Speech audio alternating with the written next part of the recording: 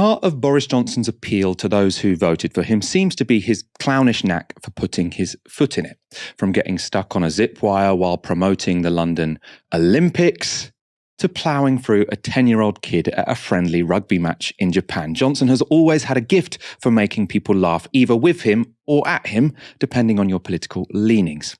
Who, for example, could forget this?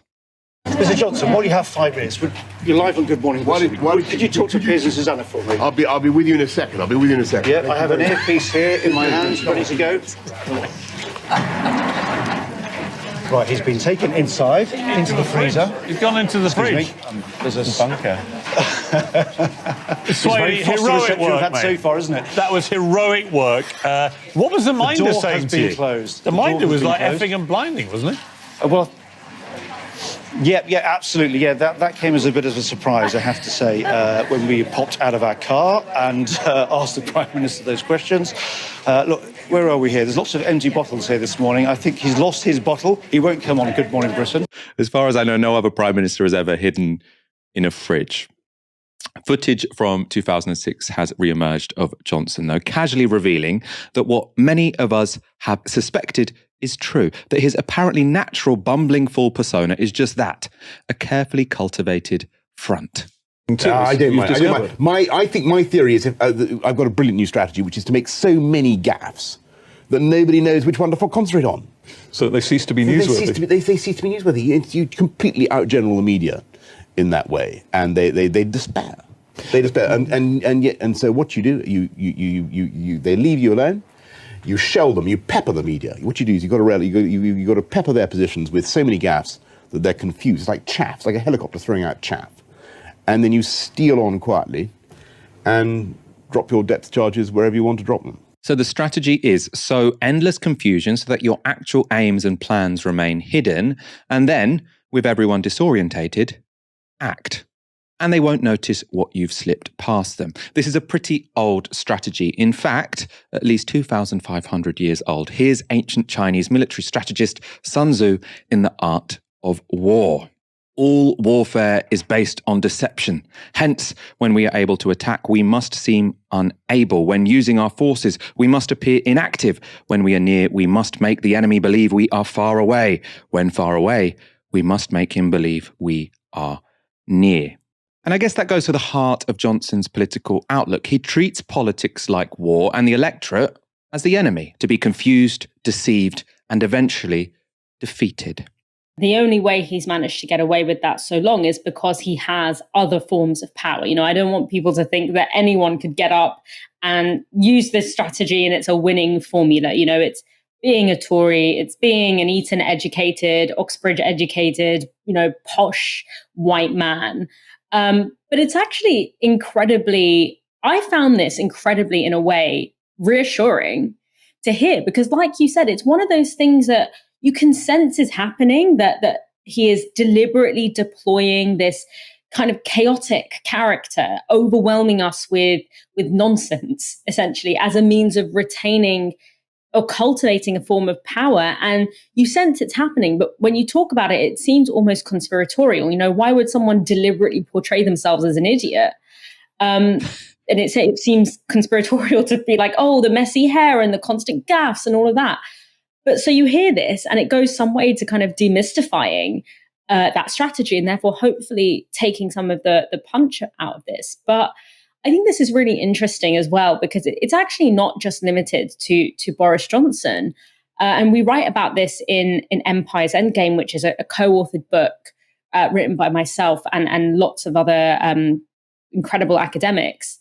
And what we talk about in that book is that the right and the far right in this sort of day and age look very different to how they kind of looked in the 20th century. They look like it. We call it the sort of buffoonish authoritarian, the age of the buffoon.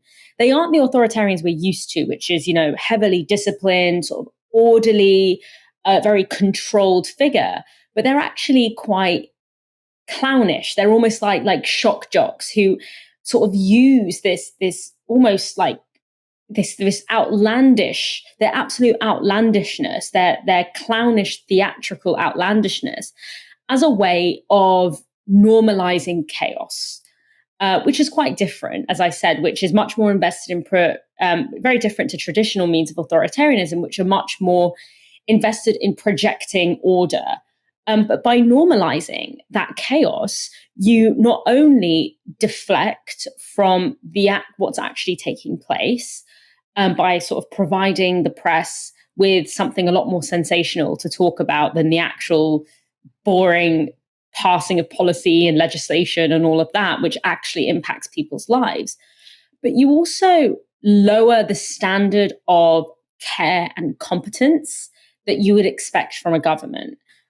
So we saw this during the pandemic, where people's expectations of the government's judgment was lowered so significantly that we ended up, well, I mean, I didn't, but it ended up feeling like we tolerated having one of the highest death tolls at different points that in Europe, despite having socialized healthcare and despite being a really, one of the most powerful economies in Europe. And we were at that time being told, well, Johnson is just doing the best that he can.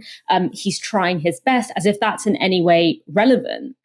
And that's the school, I think, of Johnson, of Trumpism, of Bolsonaro, these kinds of strongmen of the right.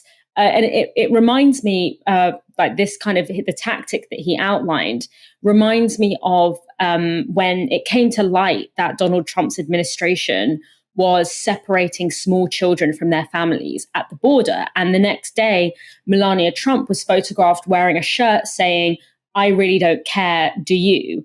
And suddenly the story came about how outrageous this jacket was and how insensitive it was. And then Melania and Donald Trump could then turn around and say, look how crazy the liberal media are. They attack us even for the clothes that we're wearing. And that kind of that deflection strategy, but also that tendency to behave so outrageously that you actually constantly elevate the stakes and elevate the chaos that people come to expect. It's almost a way of numbing us, of putting us into shock. So our kind of responses are delayed or they're muted. And I think that that's a really interesting historical shift that we're seeing, because it's not just happening in Johnson. It's happening in authoritarian figures all around the world. And that way, we are more focused on these kinds of gaffes. Meanwhile, some of the most authoritarian pieces of legislation are going out and going through with basically no resistance other than from social movements, which is quite damning when it comes to the state of our press and the state of where the public's general focus lies.